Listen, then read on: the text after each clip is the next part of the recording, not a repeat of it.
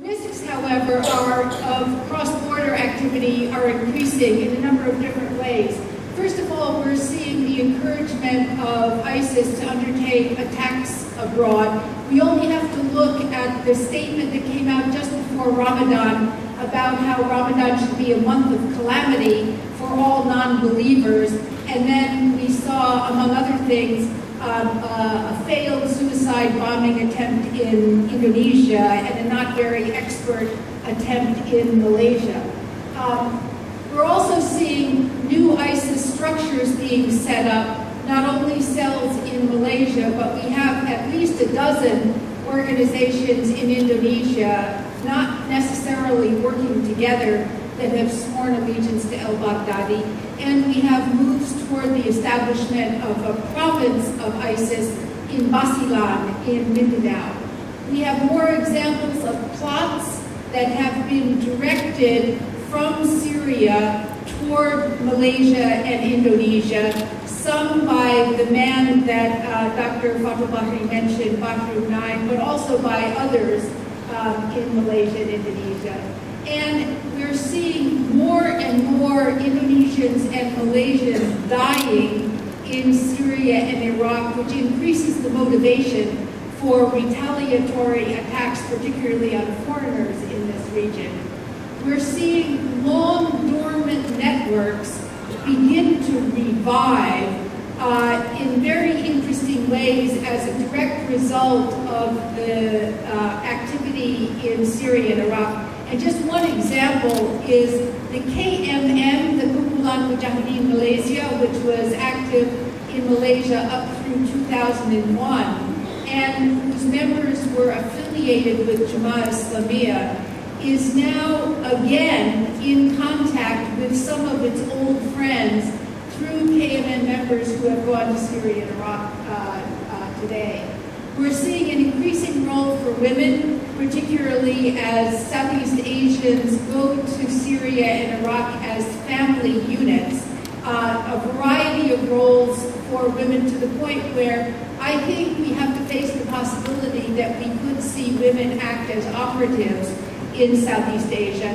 And we're also seeing very interesting marriage networks begin to emerge in Syria and Iraq. So last April, for example, the daughter of one of the leading Indonesians in Syria, a man named Abu Jandal, was married off to a French foreign fighter.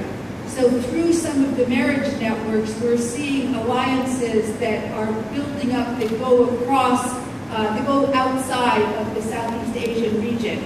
And also, I think we have to be alert to the possibility that ISIS will bring with it ties between South Asia and Southeast Asia, and particularly through Bangladesh. Why? Because of the concern over the Rohingya issue, and because of old links to extremist members of the Rohingya Solidarity Organization, the RSO. Recently, Bahru 9 from Syria issued a statement circulated on Telegram called Lessons We Should Learn from Bangladesh, analyzing why Bangladesh ISIS groups had been so much more successful than Indonesians or Malaysians in carrying out attacks. So just to underscore, all these risks are not something that is going to await the eventual collapse of ISIS, but it's actually a risk now. In terms of the numbers, we're still dealing with numbers that are much lower than European or per capita Australian numbers. So we're still dealing with about 500 Indonesian nationals, of whom probably around 250 to 300 are fighters. Again, because we're dealing with family units, we're dealing with a lot of women and children, both from Indonesia and Malaysia, who go over.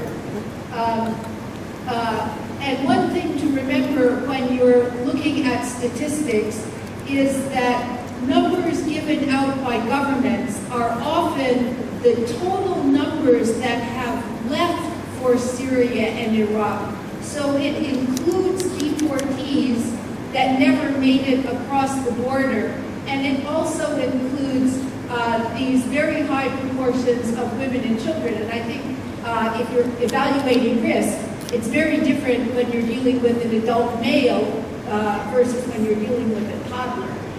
So I think it's very important to try and get governments, whenever they give you statistics, to break down the figures in terms of what it actually means. And I also think it's very important to keep track, insofar as it's possible, of the number of people killed in Syria or Iraq. And much of that information comes out over social media. It's not only important in evaluating the total numbers, but also, again, looking at the women.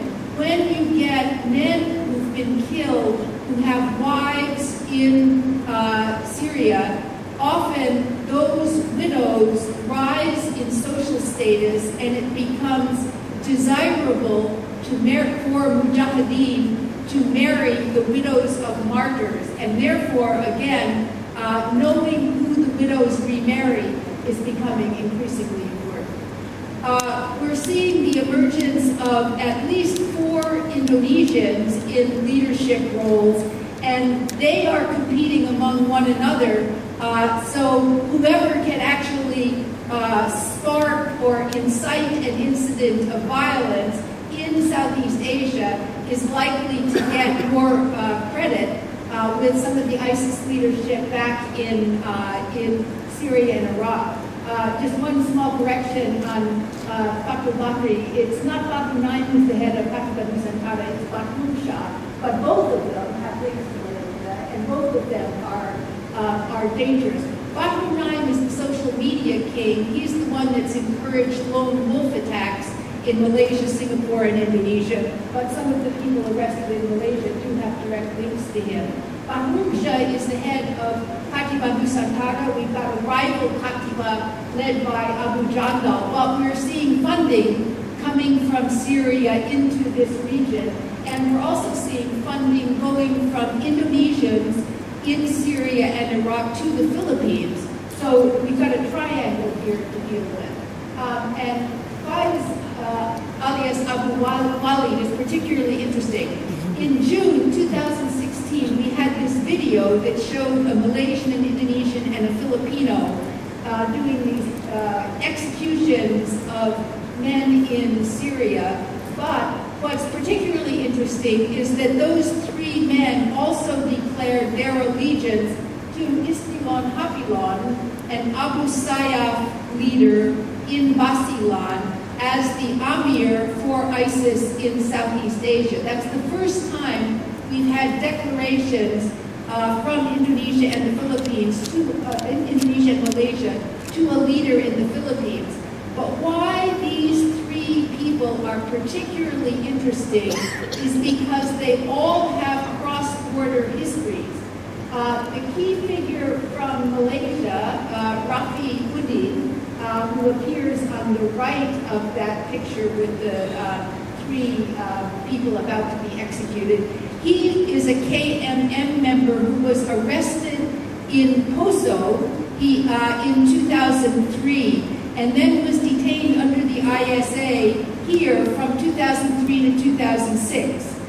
Abu Wali, the Indonesian on the left, was actually arrested in Zamboanga in 2004 and detained in Krame in the Philippines from 2004 to 2013. One of the people who was detained in Kamunting Detention Center with Rafi bin Udin from 2003 to 2005 was then extradited to the Philippines, an Indonesian, and was in the same Camp Krame together with Faiz. So what we're seeing is links that were established more than a decade ago in prisons in the Philippines and in Malaysia and Indonesia, actually coming back to create new bonds in Syria and Iraq. So understanding those prison ties is critical. What are the implications if we do get a wilayat or a province declared in Basilan? I think we could see increased willingness to take orders from the ISIS leadership in Syria. We could see more of a regional training center being set up. We already have 4 Malaysians that we know of in Basilan. Not clear how many Indonesians, but we know there are probably at least that number, and perhaps more. We could see more fighters being sent to Basilan from Indonesia and Malaysia, and we could see individuals being sent from Syria to train those Southeast Asians in Basilan. It's interesting that in April this year, one of the people killed in a clash with Philippine forces was a Moroccan. How did a Moroccan get to Basilan, if not actually sent there by ISIS? We could see the possibility of plots being hatched in Basilan to bring back to Indonesia and Malaysia. So the risk is really there. What to do? I think one critical group in both Indonesia and Malaysia are the people that were actually caught trying to cross into Syria from Turkey and were sent back to their respective countries. Because those people are known, they can be debriefed, and programs can be instituted, especially for the women and kids, so that you actually have a model to apply if you get an increased return of foreign fighters, if and when ISIS collapses or you begin to get a return. Secondly, absolutely critical to focus on prisons. And here I would underscore that one of the biggest problems in fighting terrorism is actually corruption. And as long as you don't deal with corruption, particularly in prisons, you are going to get people buying fake documents, you are going to get people crossing borders, you are going to get people getting access that they shouldn't have to individuals in prison, and you are going to see people communicating inside prison with cell phones that they got because of bribes. So if you don't combat corruption, you're not going to be able to deal with terrorism. I think that we also need to understand the migrant worker networks. Even though 99%, if not more, of the migrant workers who are working overseas from Southeast Asia are good people only trying to get more money for their families.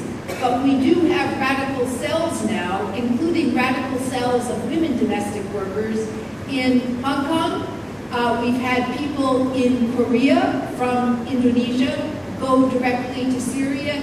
They are in communication with migrant worker networks in Qatar. So it's one thing we have to understand, that there are networks there. And finally, I agree with Dr.